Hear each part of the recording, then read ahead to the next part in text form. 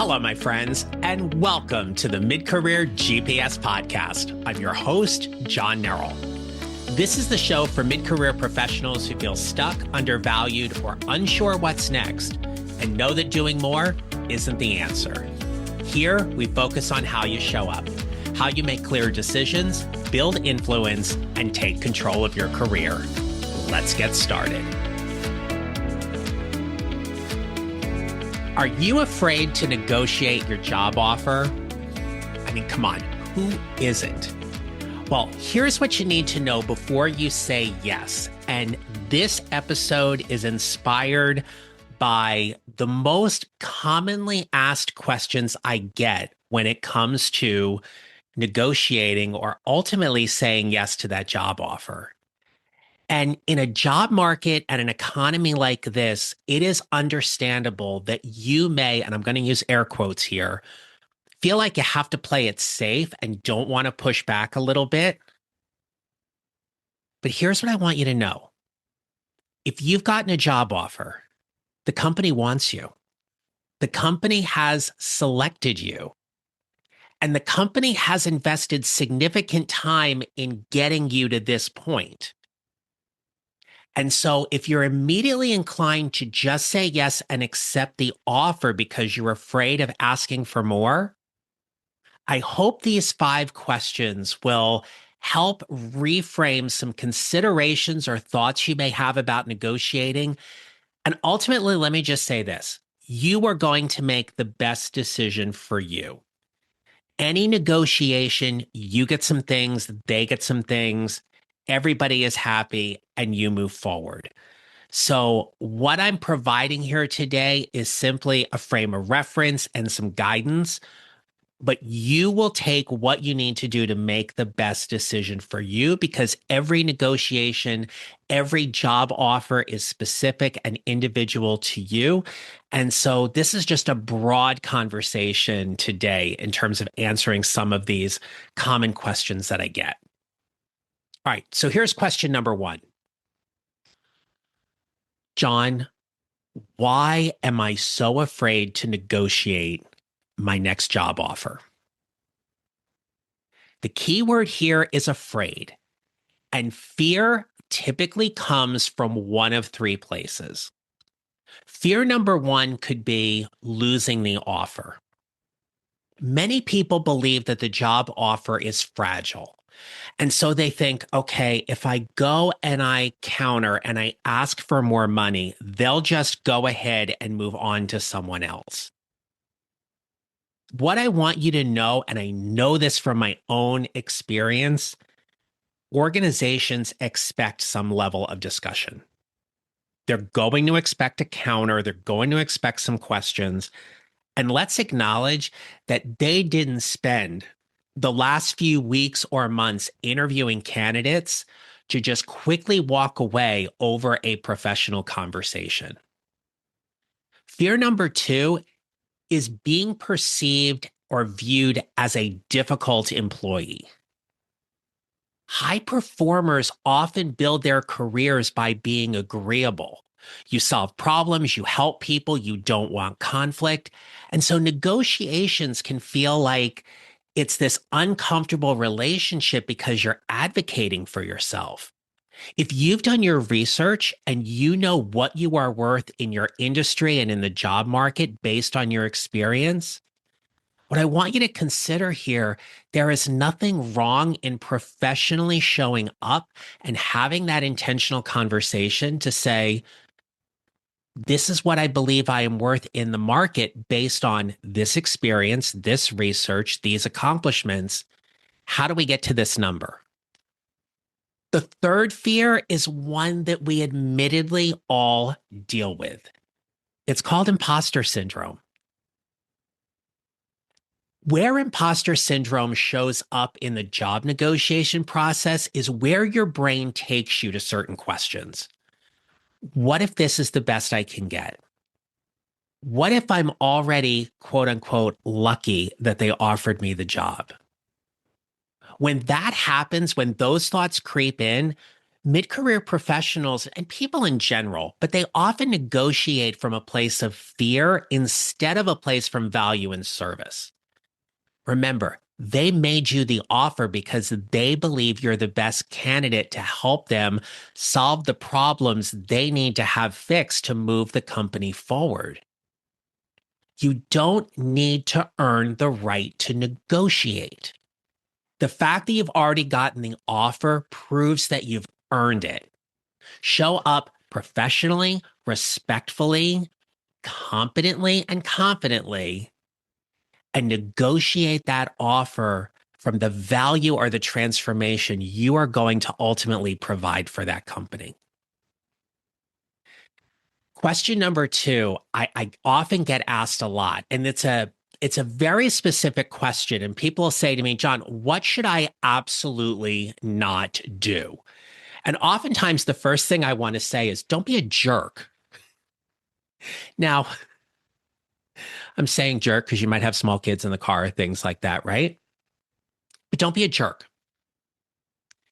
But here are 5 things I would never recommend.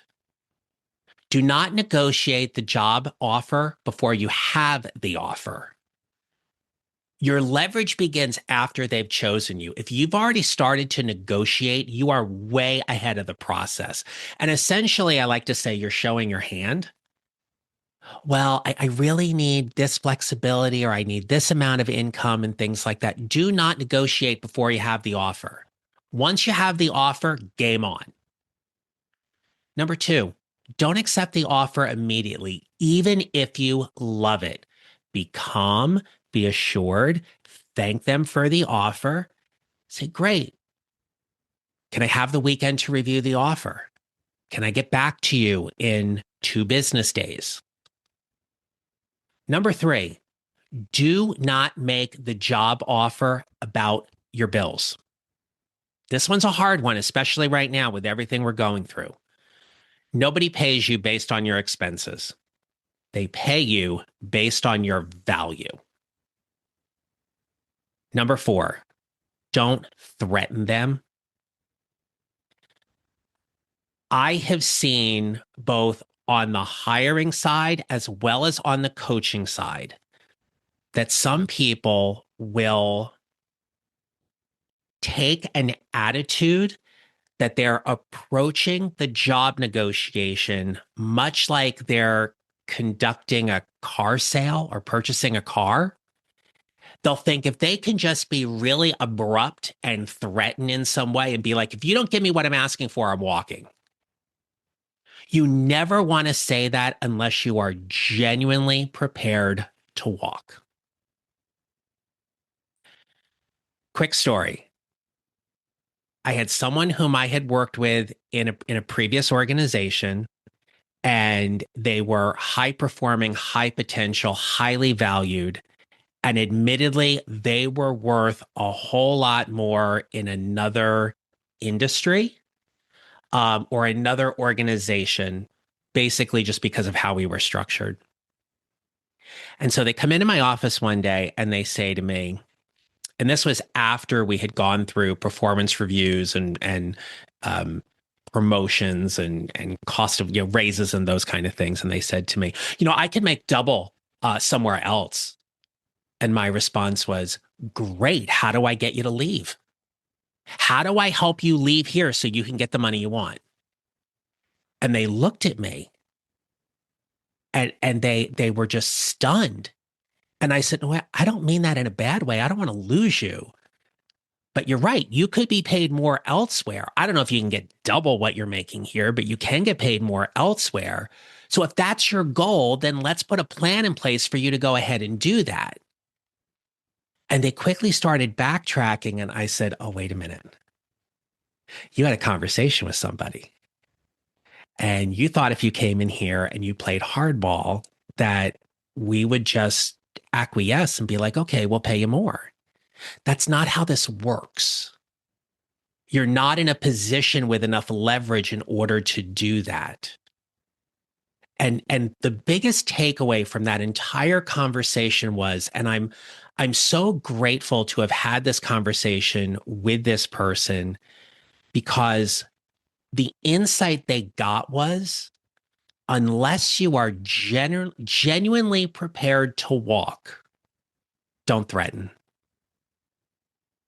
Another rule of thumb here is never, ever, ever lie.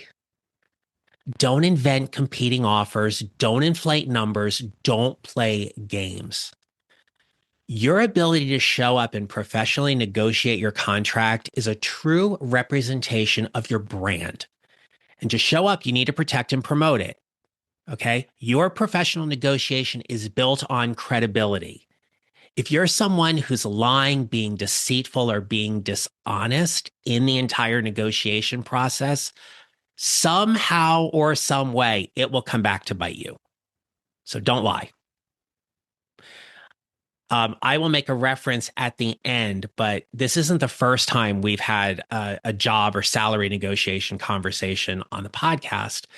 And you can go and take a listen to episode 214. It's a conversation I did with Dorothy Mashburn, who is a sales negotiation coach and expert. And one of the things I love about that conversation that Dorothy shared is to negotiate from a place of integrity. Right. So go back and take a listen to 214 if you want some additional guidance there. Okay. So question number 3. This one comes up a lot, and more than likely, you are thinking about this one as well. When do I know when and how much to push or counter?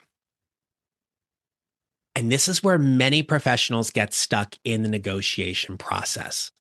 So I want you to get really clear for a moment on your thought. Okay. Because remember, thoughts create feelings, feelings create actions, actions create results. What is the thought? What is the thought you are having about how do you know when to push or how much to push on a counteroffer? If the initial job offer falls meaningfully below your expectations, you should probably have a conversation. Let's say, for example, you want $100,000, the job offer comes in at 80.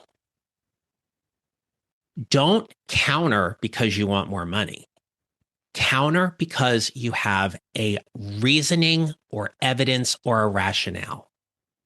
That could be you're showing market compensation data, relevant leadership experience, specialized expertise, the scope of responsibility is far larger than what they're offering to compensate you at. It could also be based upon locale or geographic market differences. So if you're looking for some kind of language, here's what I would suggest. And again, the scenario is they've come in about 20% lower than what you're expecting. You might say something like this. Thank you for the offer.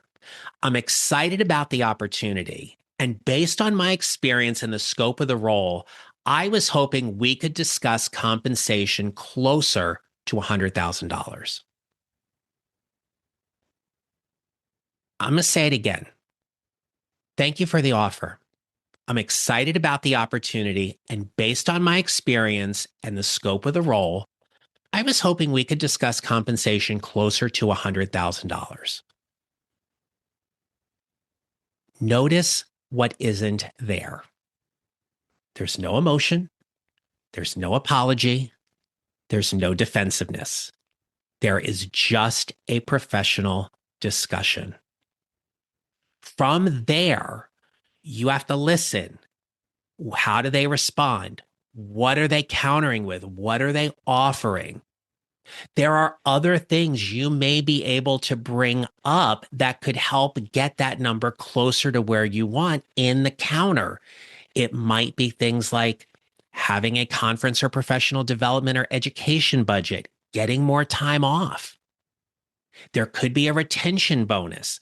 There are lots of ways to get creative in the negotiation process. You just have to determine what the organization is willing to do to help meet you ultimately at that number.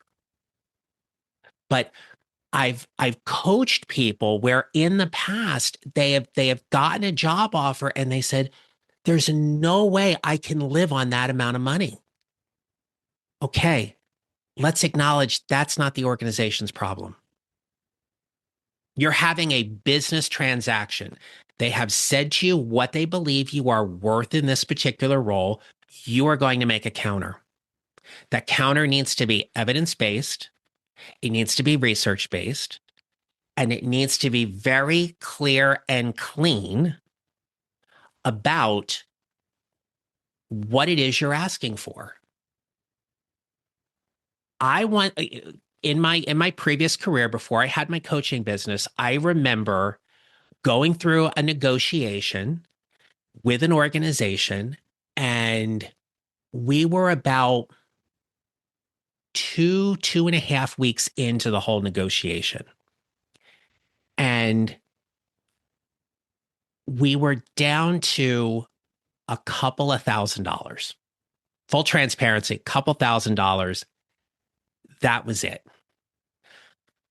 I knew what I was worth. I knew my experience backed it up. The company came in a little bit lower. I said exactly what I had shared earlier. I was hoping to get to this number. They came in a little bit lower. I said, we need to get to this number.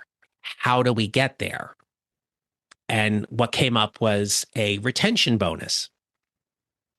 And I'll never forget what the recruiter said to me. And more importantly, I'll never forget what I said back.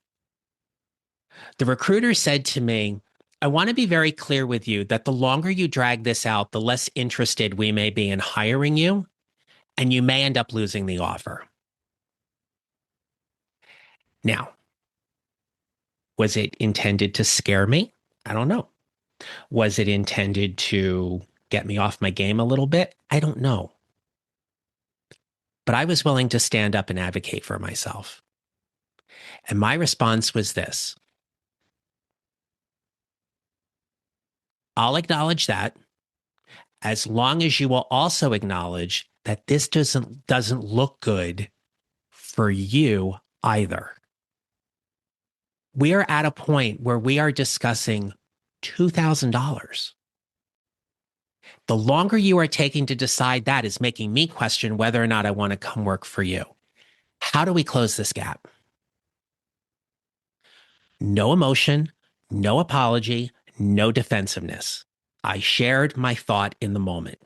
Now, I ultimately got it, but you may be dealing with numbers that are bigger or smaller than what I just shared. The number is not the issue. The number is the result. What you want to focus on is how are you presenting yourself in the negotiation to do it in a way that is professional, respectful, competent, confident. And then when you get the BAFO, the best and final offer, then you can decide whether or not the job offer is best for you.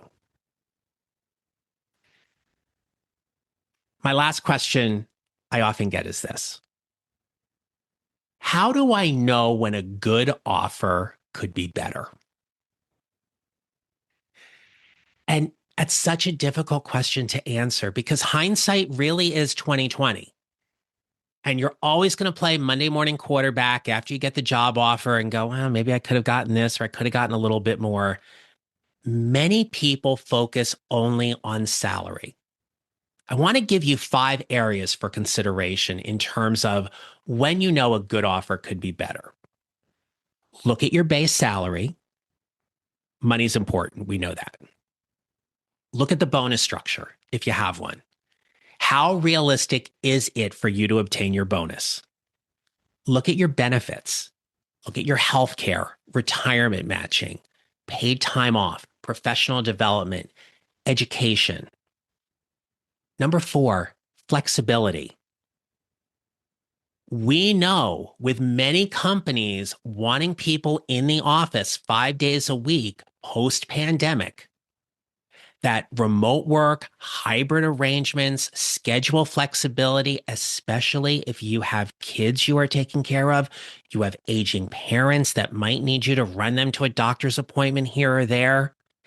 What is that flexibility ultimately worth for you? And number five is the growth potential.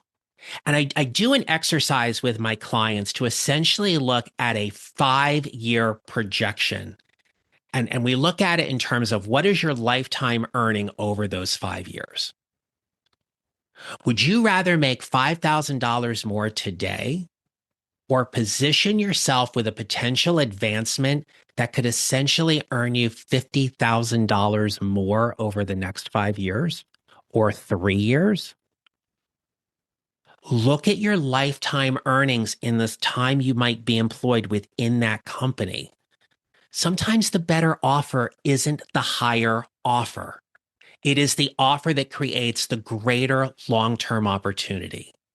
So ask yourself, whether it be 3 years or 5 years from now, which opportunity gives you the best package, the strongest story, the most room for advancement? So it just came up for me too, but here's the other one I can't end this episode without mentioning. What happens if I screw this up?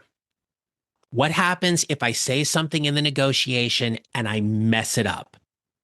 Can an offer be withdrawn? Technically, yes, it is absolutely possible, but it's rare. It is rare when negotiations are handled professionally. Most failed negotiations happen. And by a failed negotiation, I mean when the organization rescinds the job offer. Most failed negotiations happen because the applicant or the selected candidate here has become combative. They have made unreasonable demands. They have presented false information. They treat the conversation like a battle. Professional negotiations are a conversation, and a conversation that is collaborative. It is not confrontational. One of the biggest mistakes I have seen that you can make is you get the offer, you accept the offer, and then right before you sign it, you go, I was really thinking, based on some new research I found, I really should be getting about 10, 15, $20,000 more than what you've offered me. How do we get there? That's when you put yourself at risk. You're not negotiating in good faith or from a place of integrity.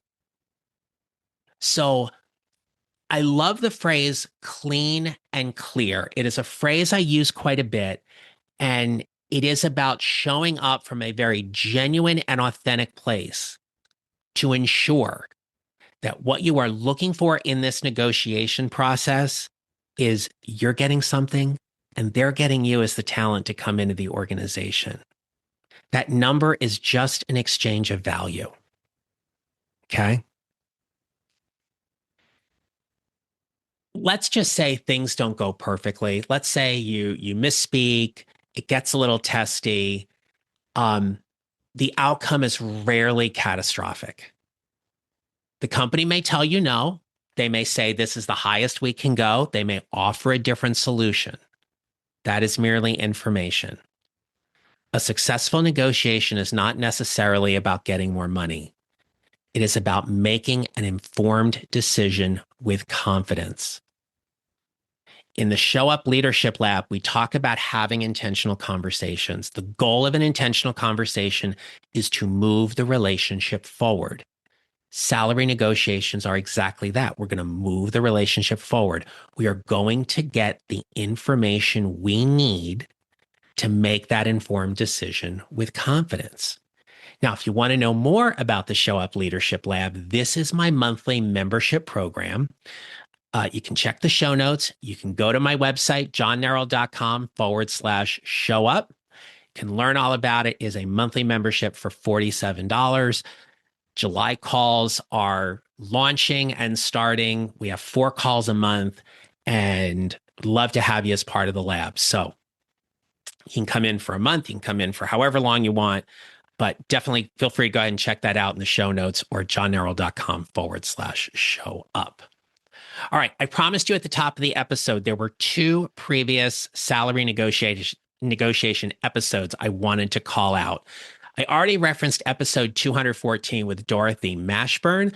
Definitely check out episode 145 with Brandon Bramley, who's known as the salary negotiator. You can also find both of them on LinkedIn as well. They are wonderful people in my network. I appreciate them both, and they're great past episodes to go and take a look. So episode 145 with Brandon Bramley, episode 214 with Dorothy Mashburn. But I want to leave you with this. You are making a career-changing decision. That decision is whether you accept or reject the job offer. You've taken time to research and learn about the company and network to get to this place where you are now a selected candidate who has the job offer. The company has spent a lot of time too. They've looked at a ton of resumes. They have interviewed several people. They have gotten down to a final pool. They have chosen you. You have every right to ask questions to make sure you believe this is the best offer and the best opportunity for you. You have every right to ask questions to understand the offer. What does this mean? Explain this benefit to me. Can we talk more about this? And most importantly, you have every right to show up and advocate for yourself professionally. If you are not willing to advocate for yourself at the beginning of this professional relationship, it becomes much harder to advocate for yourself once you are inside of that organization. Show up, protect and promote your brand, advocate for yourself. Imagine going into an organization and them being appreciative and respectful rather, of how you showed up in this negotiations process. They know what they're getting. They know they're getting a talented individual. Show up and negotiate through that process as authentically, genuinely, as cleanly and clearly as possible. All right, my friends, don't forget to check the show notes for more information. And if you want to know more about this conversation, then, check out my weekly newsletter. You can find that in the show notes as well. And until next time, my friends, remember this. You will build your mid-career GPS 1 mile or 1 step at a time, and how you show up matters. Make it a great rest of your day. If you enjoyed this episode, don't keep it to yourself. Kindly share it with someone who needs it. And if you're tired of feeling stuck, overlooked, or underutilized in your career, go to my website, johnneral.com, to get started. There you'll find free resources, ways to work with me, and details about the Show Up Leadership Lab, my signature membership for mid-career professionals who want to lead better, get noticed, and elevate their career. All the links are in the show notes. You can grab what you need right there. Feel free to connect with me on LinkedIn. And if you're getting value from the show, take 30 seconds to leave a rating and review on your favorite podcast platform. Remember, how you show up matters, and I'll see you next time.